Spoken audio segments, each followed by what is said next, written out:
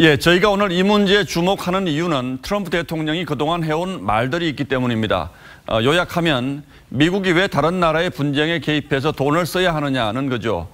시리아나 아프간에서 군대를 빼겠다는 것도 결국 이런 이유에서라면 시기의 문제일 뿐 주한미군에 대해서도 같은 논리로 나올 가능성을 배제하기 어렵기 때문입니다. 지금부터는 이 문제를 따져보도록 하죠. 자, 강동훈 기자, 앞서 트럼프 대통령의 결정에 반발해서 매티스 국방장관이 사표를 냈다 이런 보도를 해드렸는데 미국은 이 철군 문제를 대통령이 혼자서 이렇게 결정할 수가 있습니까? 예, 가능합니다. 이 철군 문제 같은 대외 정책, 특히 전쟁 수행에 관해서는 상당 부분이 미국 행정부의 권한이면서 이 최종 결정권은 대통령에게 있는 게 맞습니다. 예. 자, 미국 의회가 따로 해당 지역 미군 철수와 관련해서 어떤 특별한 법을 통과시키지 않는 한 이 대통령이 결정할 수 있는 건데요. 자, 실제 지난 6.12 미북 정상회담 이후에 한미연합훈련을 중단한 것도 이 도널드 트럼프 대통령이 매티스 국방장관이나 내각과 상의 없이 일방적으로 결정한 것이기도 합니다. 자, 물론 전쟁을 선포할 때는 미국 의회의 승인이 필요하지만 자, 이 역시도 관례적으로 대통령이 먼저 전쟁을 선포하고 나중에 의회의 승인을 받는 형식으로 하고 있습니다. 그렇군요. 그런데 트럼프 대통령은 그동안 주한미군 철수 얘기도 끊임없이 해오지 않았습니까? 예. 그렇다면 언젠가는 같은 논리로 다시 주한미군 철수 얘기가 나올 수 있지 않을까요? 글쎄요, 이 시리아와 우리 같은 경우는 이 경우가 조금 다르긴 합니다. 이 주한미군의 경우는 북한의 도발을 막는 안전판 역할도 하고 중국도 견제할 수 있기 때문에 그 지위부터도 시리아 주둔군과는 많이 다릅니다. 예.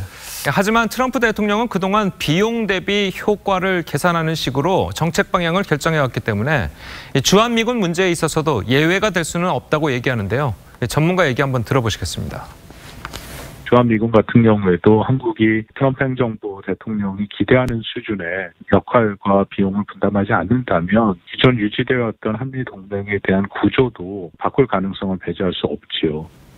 그러나 바로 이런 우려 때문에 미 의회가 주한미군의 규모를 축소하지 못하도록 아예 법안을 통과시켰잖아요. 예, 그렇습니다. 바로 그 법안이 이 국방수권법이라고 하는데요. 예. 그런데 이 법안을 단순하게 미군 철수 금지법이라고 해석하면 안 됩니다. 이 법안을 자세히 들여다보면요. 무조건 의회의 승인을 받아라 이런 게 아니라 충분한 설명을 하고 만약에 그것이 적절치 않다면 적절한 보완책을 마련해야 한다는 식으로 미 의회와 충분히 상의하라는 취지의 법안인 겁니다.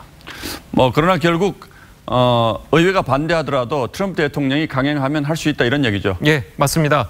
다만 전문가들도 실제 주한미국 철수를 선택할 가능성이 크지는 않다는 데는 동의하고 있습니다. 대신 앞으로 있을 방위비 분담금 협상 과정에서 이 주한미군 철수나 감축을 협상 카드로 활용할 수 있다는 관측이 나오는데요. 최근 외신을 통해 트럼프 대통령이 한국의 방위비 분담금을 현재 2배까지 올리기를 원한다는 보도가 나오기도 했었죠. 그렇죠. 자, 때문에 올해 합의가 무산된 방위비 분담금을 한국이 더 내지 않겠다고 나오면 트럼프 대통령이 주한미군 철수를 언급하면서 한국을 압박할 가능성이 있다는 겁니다. 무엇보다 트럼프 대통령의 그 앞으로 행보를 예측하기 어렵기 때문에 우리도 현명하게 준비를 해야 될 필요가 있겠군요. 예, 강동훈 기자 잘 들었습니다.